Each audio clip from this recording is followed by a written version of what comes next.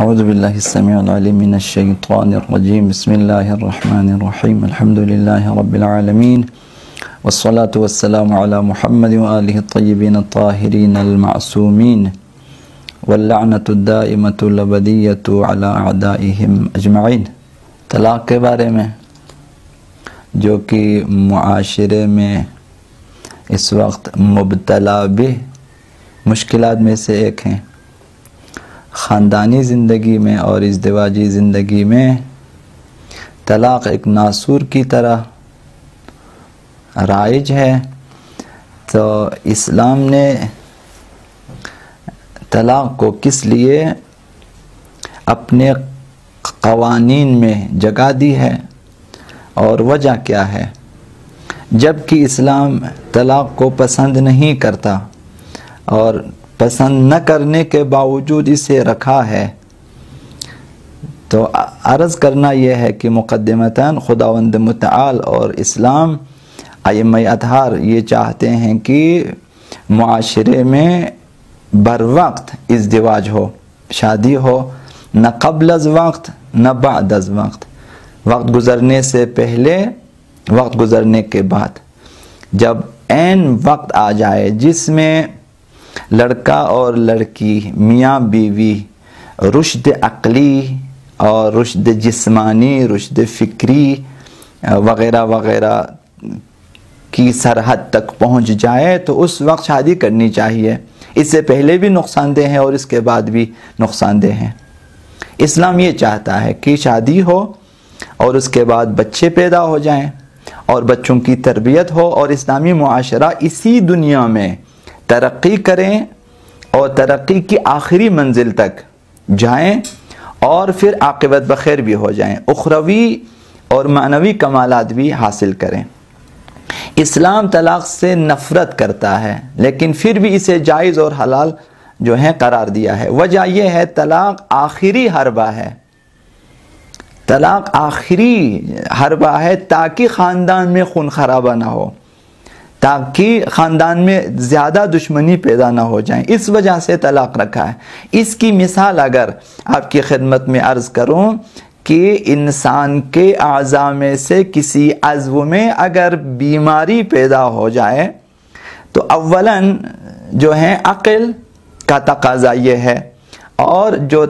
طبیبان حاذق ہیں ان کا مشورہ یہ ہوتا ہے کہ پرہیز کریں، شاید یہ درد اور یہ بیماری دور ہو جائیں۔ اگر پرہیز وغیرہ سے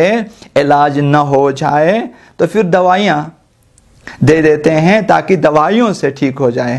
اگر وہ عضو جو کسی بیماری میں مبتلا ہے، جو دوسرے اعضاء کو بھی مبتلا کر سکتا ہے اور وہ ناقابل علاج ہو، تو آخری علاج یہ ہے کہ اس عضو کو جدا کر دیا جائے۔ تو میاں بیوی میں بھی شروع میں یہی چیزیں ہوتی ہیں کہ پہلے آپ کو اور معاشرے کو، میاں بیوی کو اسلام نے یہ نصیحت کی کہ ایک دوسرے کے ساتھ اچھے تعلقات رکھیں، وعاشروہن بالمعروف وغیرہ وغیرہ، اور ایک دوسرے سے محبت کریں اور اظہار محبت کریں، ایک دوسرے کا لحاظ کریں اور ایک دوسرے پر اعتماد کریں، ایک دوسرے سے مشورہ کریں، ایک دوسرے کا احترام کریں وغیرہ وغیرہ۔ پھر بھی اگر میاں بیوی میں رنجش پیدا ہو جاتی ہے تو اسلام نے اور بہت ساری نصیحتیں کی ہیں۔ مثلا شوہروں سے کہا گیا کہ بیویوں سے تھوڑی ایک مدت کے لیے دور رہیں، پھر بستر الگ کر دیں، پھر کم بولنا شروع کر دیں وغیرہ وغیرہ۔ اس کے بعد کا خاندانوں میں سے جو ہیں جو اچھے اچھے لوگوں کو بلائیں، بزرگوں کو بلائیں اور بٹھائیں تاکہ یہ آپس میں گفتگو کریں اور مسائل حل ہو جائیں۔ پھر بھی اگر یہ چیزیں حل نہ ہو جائیں اور رنجشیں بڑھتی جائیں اور جو ہے دشمنی بڑھتی جائیں، تناؤ اگر بڑھ جائے اور ناقابل علاج ہو جائے، ان میاں بیوی میں اگر صلح و صفائی کی جو ہے اگر کوئی جو ہے صورتحال پیش نہ آ جائے، تو پھر اسلام نے آخری کہا کہ یا میاں اور جو ہے بیوی کو یا بیوی میاں کو جو ہے یہ ایک دوسرے کے لیے خطرات پیدا نہ کرے یا دو خاندانوں میں دشمنی اور خونریزی نہ ہو جائے۔ اسلام نے آخری مشورہ، چلو اگر تمہارے درمیان جو ہے صلح و صفائی ممکن نہیں ہے تو جدا ہو جائیں۔ طلاق اس لیے رکھا ہے، اور خداوند متعال نے طلاق کو بھی اس طرح سے رکھا ہے کہ طلاق دینے کے بعد بھی فوراً جدا نہ ہو جائیں، فوراً جدا نہ ہو جائے۔ بیوی کو حکم دیا کہ شوہر کے گھر میں رہیں تا ان کی 3 طہر آپ جو ہے گزار لیں، عدت گزار لیں۔ اس عدت کا بھی جو سرسری فلسفہ یہ کہ ایک تو نسل کی بقا ہے، اگر شوہر سے حاملہ ہے وہ خاتون تو جو ہے 3 طہر میں معلوم ہو جائے کہ یہ خاتون حاملہ ہے، تاکہ اس سے پہلے کسی اور کے ساتھ شادی کر کے جو ہیں وہ بچے اور نسل خراب نہ ہو جائیں۔ اور دوسرا فلسفہ یہ ہے کہ جب بیوی کو طلاق دی جائے، طلاق رجعی دی جائے، بیوی کو حکم جائے کہ شوہر کے گھر میں رہیں، اب ان دونوں میں جدائی ہونے کے بعد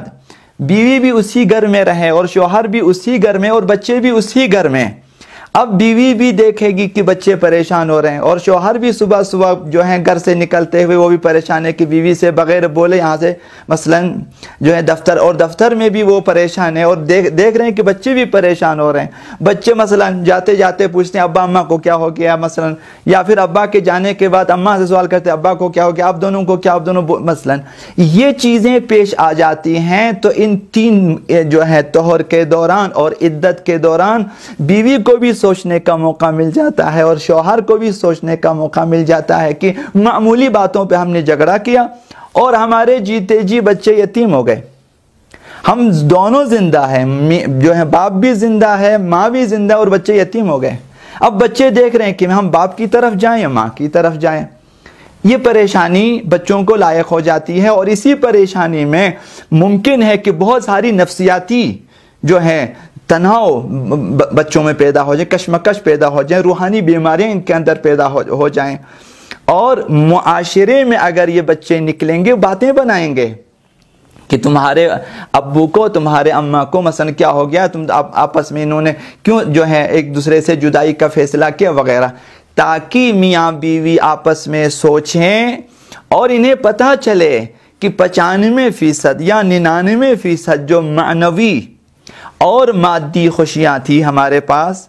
انہیں ہم نے جو ہے سرنگون کر دیا ہے، انہیں ہم نے خطرات میں ڈال دیا۔ صرف 5% جو ہماری توقعات تھی اس پر میاں بیوی مثلا پورے نہ اترے، اس وجہ سے اب انہیں سوچنا پڑے گا اس مدت میں، اور سوچیں گے تاکہ اگر یہ لوگ عاقلانہ سوچیں اور دیکھیں کہ ہمارے بچے یتیم ہو رہے ہیں، ہمارا گھر اجڑ رہا ہے، ہماری زندگی خراب ہو رہی ہے، بیوی کو بھی سوچنے کا موقع ملے گا اگر میں نے اس شوہر کو چھوڑ کر کسی اور کے گھر کو اگر بسانے کا فیصلہ کیا، وہاں بھی نہیں معلوم کہ میرے ساتھ کیا ہوگا۔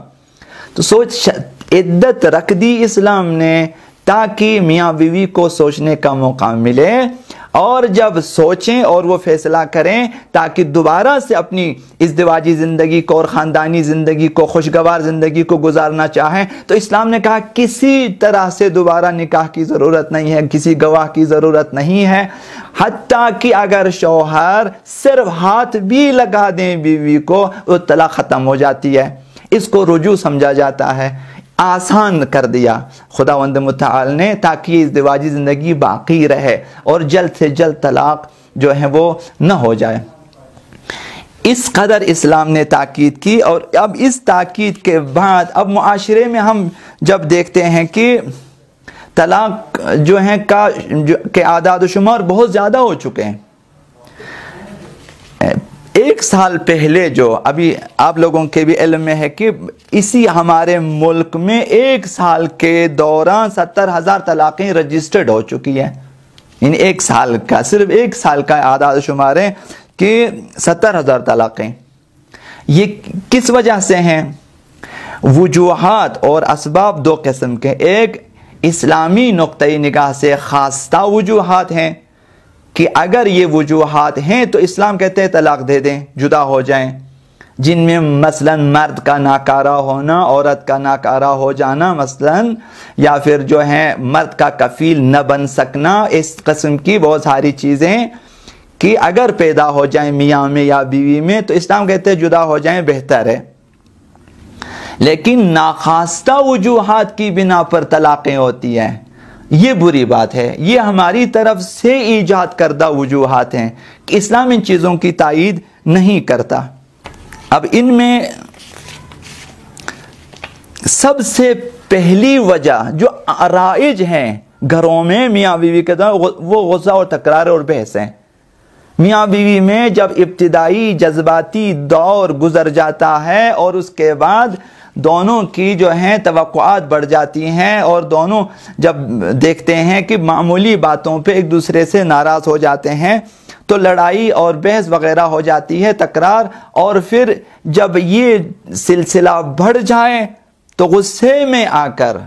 یا بیوی طلاق کا مطالبہ کر لیتی ہے یا پھر شوہر آ کر اسے طلاق دے دیتا ہے۔ ایسے موقعوں پر ضروری ہے کہ میاں بیوی دونوں عقل مندی کا مظاہرہ کریں،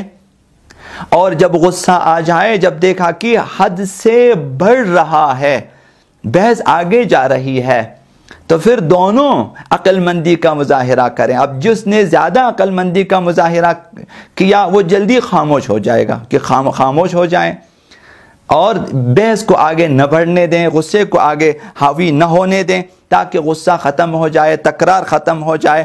اور تلخیاں، نفرتیں، کدورتیں یہ چیزیں پیدا نہ ہو جائیں، تاکہ خوشگوار ازدواجی اور خاندانی زندگی کو آگے لے جا سکے اور ان کے جیتے جی بچے یتیم نہ ہو جائیں۔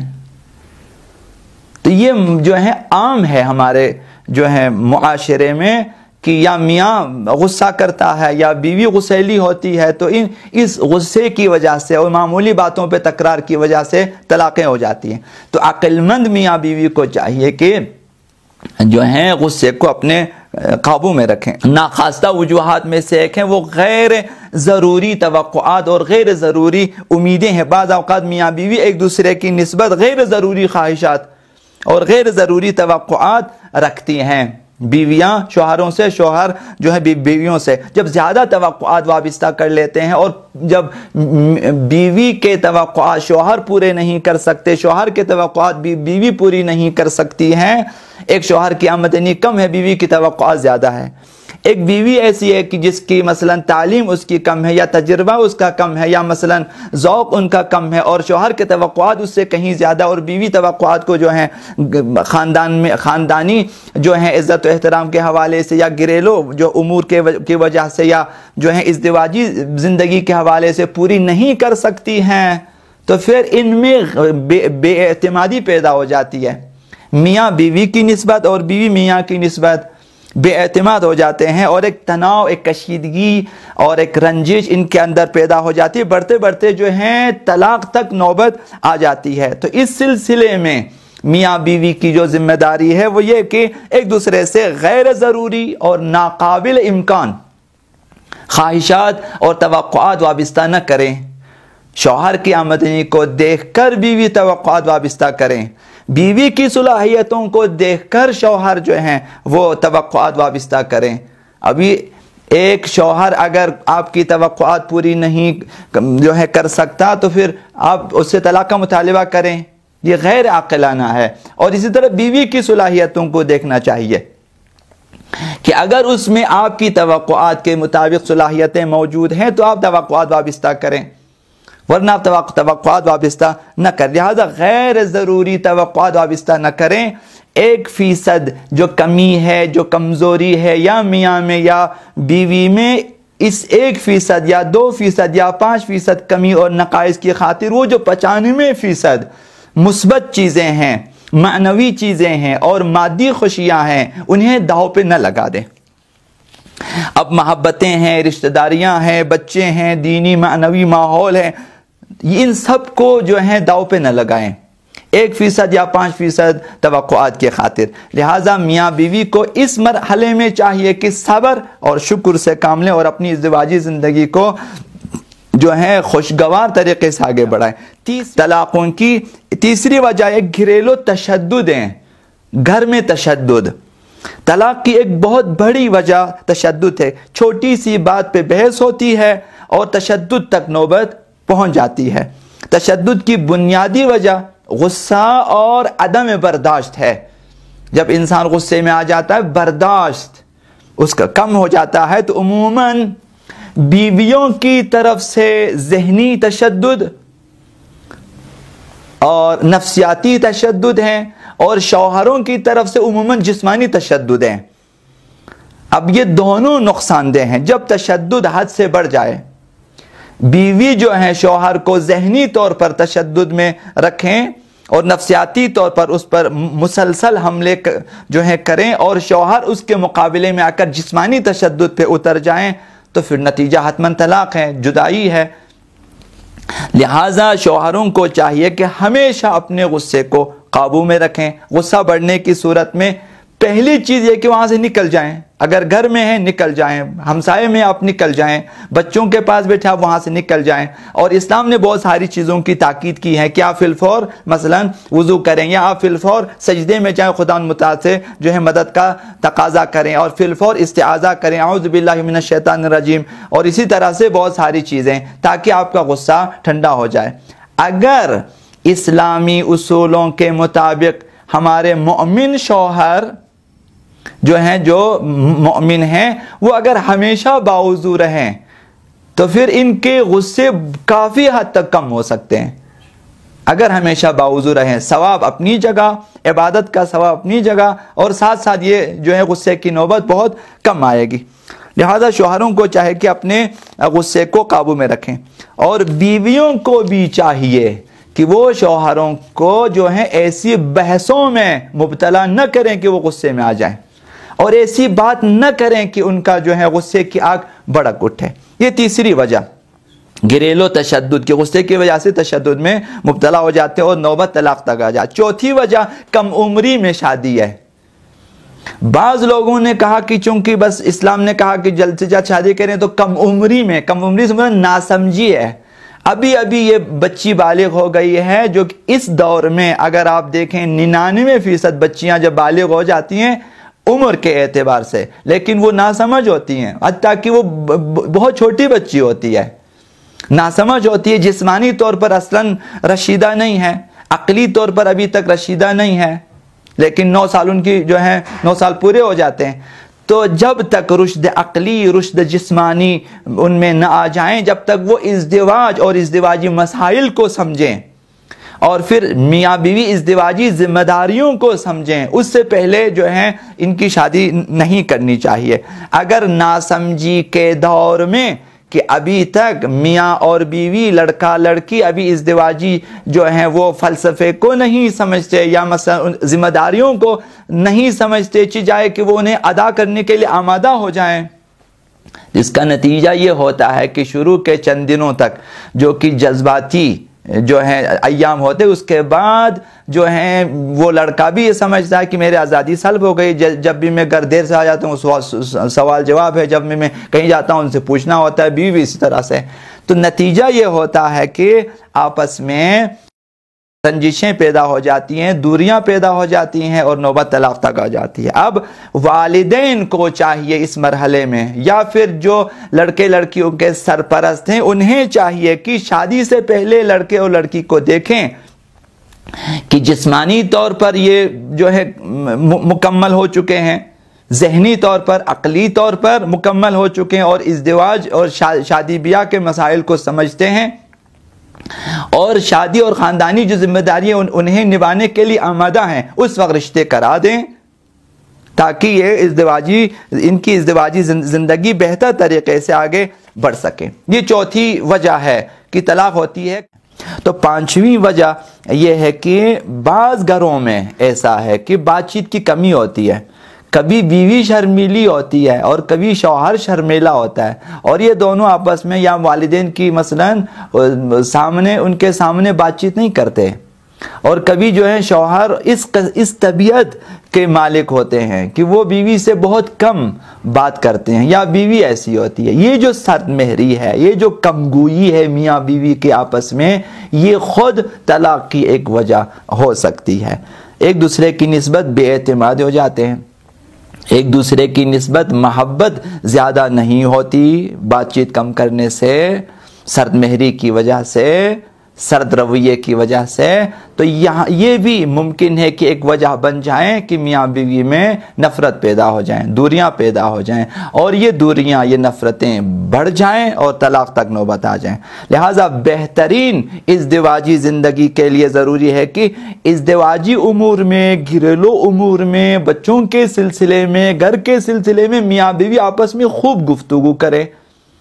ایک دوسرے کے پاس بیٹھ جائیں اور دونوں ایک دوسرے کو جی بھر کر دیکھیں۔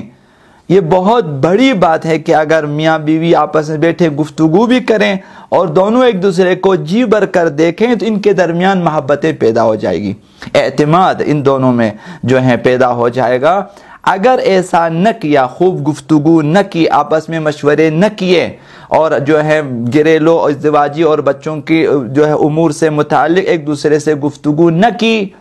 بیوی شوہر سے پوچھے بغیر گھر میں کچھ کام انجام دے، شوہر بھی بیوی سے مشورہ کیے بغیر باہر کچھ کام انجام دے، تو یہ جو ازدواجی زندگی ہے یہ زیادہ دیر تک آگے نہیں بڑھ سکتی ہے، کیونکہ ایک دوسرے کے بارے میں اعتماد پیدا نہیں ہوتا۔ لہٰذا ایک دوسرے کو اعتماد میں لینے کی کوشش کریں۔ بہترین طریقہ یہ ہے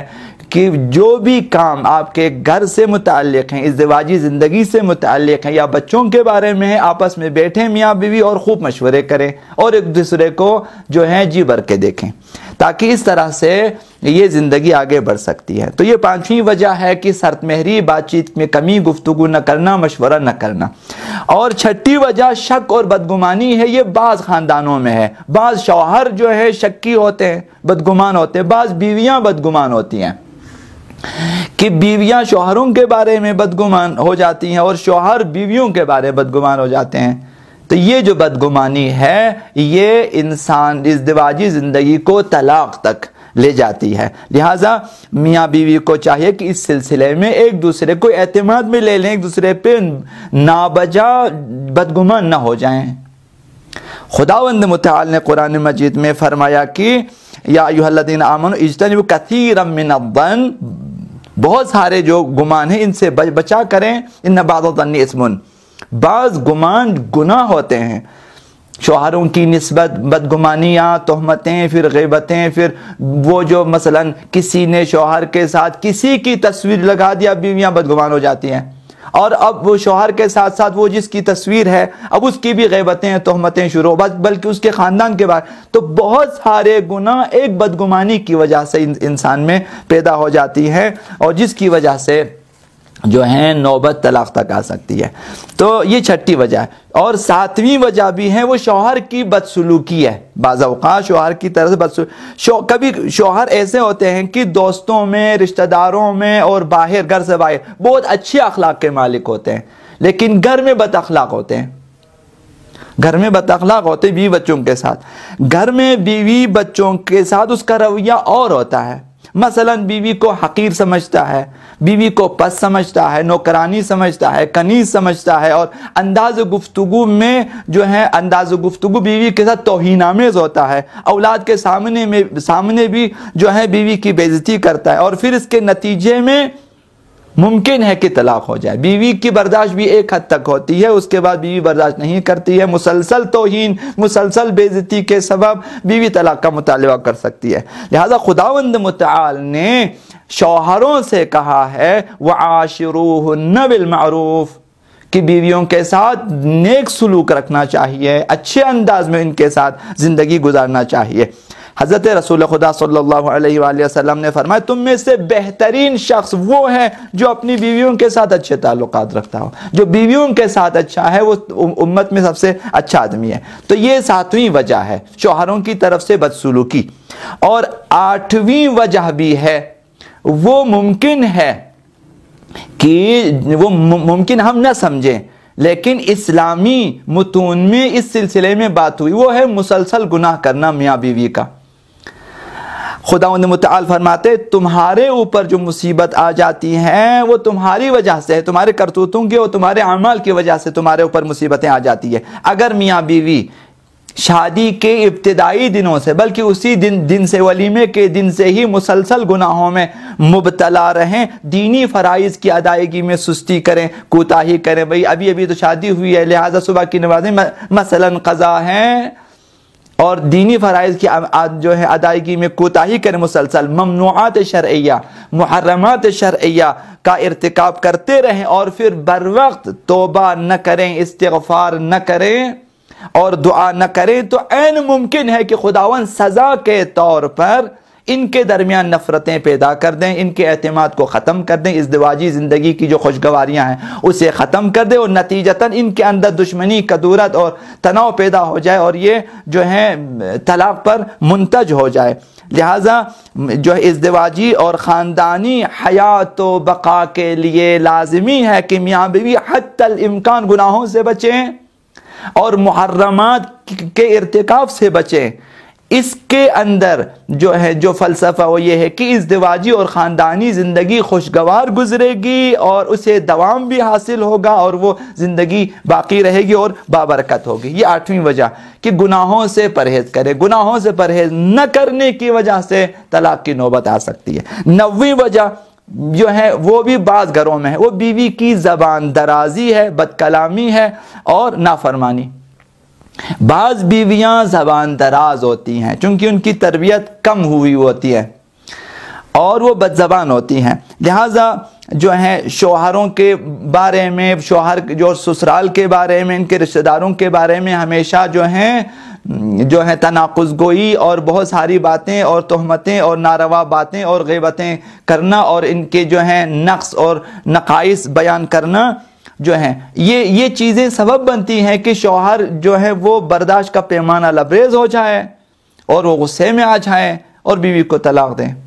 کبھی بعض بیویاں اس قدر ناسمجھ ہوتی ہیں کہ یہ جو شوہر اور اس کے عزیز اقارب اور رشتہ داروں کے بارے میں برا بلا کہنے کے بعد اگر کبھی شوہر اسے گوشزد کرے کہ ہمارے درمیان جدائی ہو سکتی ہے، طلاق ہو سکتی ہے، تو بیوی چیلنج کرتی ہیں کہ اگر تم میں ہمت ہے تو طلاق دے کے دکھاؤ۔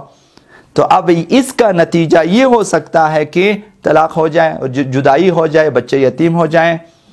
اور شوہر کی زندگی خراب ہو جائے، بیوی کی زندگی ادھر خراب ہو جائے اور بچوں کی زندگی یہاں پہ خراب ہو جائے۔ لہٰذا بیویوں کو ہوش کے ناخن لینا چاہیے تاکہ وہ مسلسل شوہروں کے بارے میں بد کلامی نہ کریں اور نازیبا کلمات، ناشائستہ کلمات جو ہیں وہ زبان پہ نہ لائیں اور ان کے رشتہ داروں کی بے احترامی کرنا چھوڑ دیں۔ 10ویں وجہ یہ ہے کہ رشتے میں دولت کو ترجیح دینا، یہ ایک سبب ہے کہ جس کی وجہ سے ممکن ہے کہ میاں بیوی میں محبت پیدا نہ ہو جائے اور نوبت طلاق تک آ جائے۔ کچھ لوگ جو ہے بیٹا بیٹی کی شادی میں جو ہے انتخاب کے وقت ان کا بہترین معیار دولت ہے کہ لڑکا کیا کرتا ہے، اس کے پاس کتنا بینک بیلنس ہے، اور لڑکی کیا کرتی ہے، لڑکی کے ساتھ کتنا پیسہ ہے، اس کے جہیز میں کیا کچھ آ سکتا ہے، لڑکی کے ابو، ان کے ماموں، ان کے بھائی کس قدر سرمایہ دار ہیں، ان چیزوں کو معیار بنا لیتے ہیں۔ دولت کو ہی سب سے بڑا معیار سمجھتے ہیں کہ لڑکا یا لڑکی کی دینداری، اخلاق، غیرت، شرافت، نجابت، عزت وغیرہ ان کی نظروں میں ان کی اہمیت نہیں ہوتی۔ ایسی صورت میں کامیاب ازدواجی جو ہے زندگی حاصل نہیں رہے گی انہیں، چونکہ وہ دیکھتے ہیں کہ مسلسل دولت نہیں مل رہی۔ اب بیوی بھی ممکن ہے کہ دولت کی لالچ میں شادی کریں اور شوہر بھی ممکن ہے کہ دولت کی لالچ میں اس خاتون کے ساتھ شادی کریں، تو اس کا نتیجہ بھی یہ ہو سکتا ہے کہ طلاق تک نوبت آ جائے۔ لہٰذا جو ہے پیغمبر خدا صلی اللہ علیہ وسلم نے فرمایا کہ بابرکت نکاح وہ نکاح ہے جس میں خرچ بہت ہی کم ہو، اب بیوی کی طرف سے بھی شوہر کی طرف سے بھی۔ لہٰذا دولت کو معیار قرار نہ دیا جائے بلکہ دینداری کو، ایمان کو اور غیرت دینی کو اور اخلاق دینی کو اور جو معاشرتی حیثیت ہے اس کی، اسے مد نظر رکھا جائے اور جو ہے رشتے طے کرائے جائیں۔ 11ویں وجہ حرص دنیا اور آخرت فراموشی، یہ بھی بعض میاں بیوی میں، کبھی شوہروں میں ہے اور کبھی بیویوں میں۔ بعض شوہر حریص دنیا ہے اور دنیا پرست ہیں، آخرت کو فراموش کر چکے ہوتے ہیں، وہ بیوی سے مطالبہ کرتے ہیں کہ اپنے ابا سے لے کر یہ چیز لے آئیں، اپنے بھائی کے پاس جائیں یہ چیز لے کر آج، اپنے ماموں کے پاس جائیں یہ چیزیں لے کر، مطالبات۔ اور اس حد تک نوبت پہنچی ہے کہ آپ بھی شاید جانتے ہیں کہ بعض شوہروں نے اپنی بیویوں سے چرس اور ہیروئن تک کا مطالبہ کیا ہے کہ میرے لیے چرس لے کر آ جائیں، میرے لیے ہیروئن لے کر، جہاں سے لانے لائیں۔ یہاں تک تو یہ جو دنیا پرست اور آخرت فراموش شوہر ہے، اس وجہ سے، اس کی دنیا پرستی کی وجہ سے طلاق تک نوبت آ جاتی ہے۔ کبھی بیویاں ایسی ہوتی ہیں، وہ دیکھتے ہیں کہ شوہر جو ہے ہمارے لیے یہ چیز نہیں لاتا، یہ چیز نہیں لاتا، یہ چیزیں اب اس قدر جو ہے دنیا پرست ہیں، دنیا کی تمام چیزیں اس کے پاس مثلا ہونا چاہتی ہیں، گاڑی بھی ہو، بنگلہ بھی ہو، بینک بیلنس بھی ہو، نوکر چاکر بھی وغیرہ وغیرہ۔ اگر اس قدر دنیا پرست ہو جائے بیویاں یا شوہر تو نوبت طلاق تک آ جاتی ہے، اور یہ زندگی آگے جو ہے نہیں بڑھ سکتی۔ ایسی توقعات اور ایسے مطالبات اسلام میں ناجائز ہیں، اور ایسی زندگی بہت مختصر ہوتی ہے۔ 12ویں اور آخری وجہ جو ہمارے معاشرے میں رائج وجوہات ہیں جن کی وجہ طلاقیں ہوتی ہے، ہم کفو نہ ہونا، نامناسب رشتہ ہے۔ کبھی شوہر کی عمر زیادہ ہوتی ہے، بیوی کی عمر کم ہے، بہت ہی کم ہے۔ کبھی بیوی کی عمر زیادہ ہے اور شوہر کی عمر بہت ہی کم ہے، نامناسب رشتے ہیں۔ کبھی جسمانی لحاظ سے نامناسب ہیں، کبھی فکری لحاظ سے نامناسب ہیں۔ جب نامناسب رشتے بہت ساری وجوہات کی وجہ سے، لالچ کی وجہ سے، یا مثلا معاشرتی دباؤ کی وجہ سے، یا خاندانی دباؤ کی وجہ سے ایسے رشتے کر لیتے، یا ارث و میراث کی خاطر بعض لوگ اس قسم کے رشتے کرا لیتے ہیں۔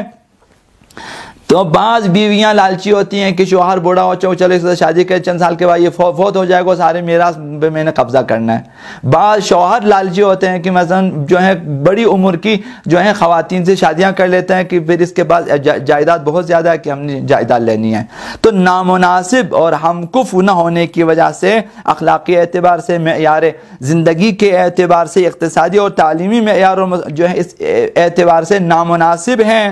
تو اگر نکاح میں اسلامی ان اصولوں کا لحاظ نہ رکھا جائے اور نامناسب رشتے کرائے جائیں تو ان کے درمیان بہت جلد نفرتیں پیدا ہو جاتی ہیں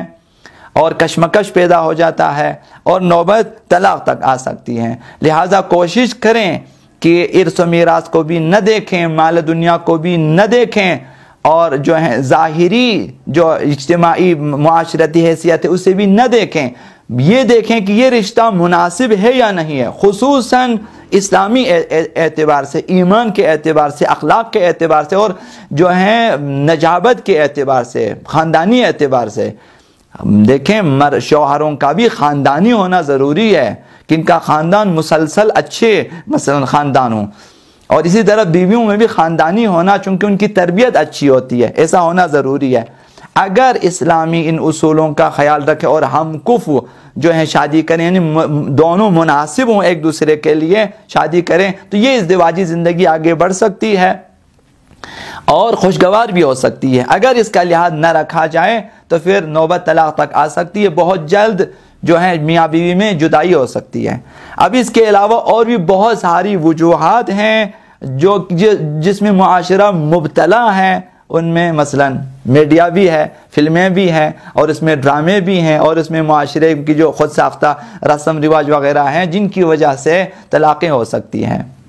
تو اگر ہم چاہیں کہ اسلامی ازدواجی زندگی بہتر انداز میں آگے بڑھیں تو یہ جو بہت ساری خود ساختہ وجوہات ہیں انہیں پیدا نہ ہونے دیں، تاکہ ہماری ازدواجی زندگی اور اسلامی زندگی آگے بڑھ سکیں، اچھے بچے پیدا ہو سکیں، اچھی طرح بچوں کی تربیت کر سکیں، تاکہ ہمارا اسلامی معاشرہ ترقی کرے اور معاشرہ وہاں جائے جہاں خداوند متعال چاہتا ہے کہ جائے۔ اور اس طرح ممکن ہے کہ بہت جلد ہم ظہور آقا امام زمان علیہ السلام کے لیے کچھ زمینیں فراہم کر سکیں، تاکہ آقا امام زمان علیہ السلام کے ظہور میں تعجیل بھی ہو سکے۔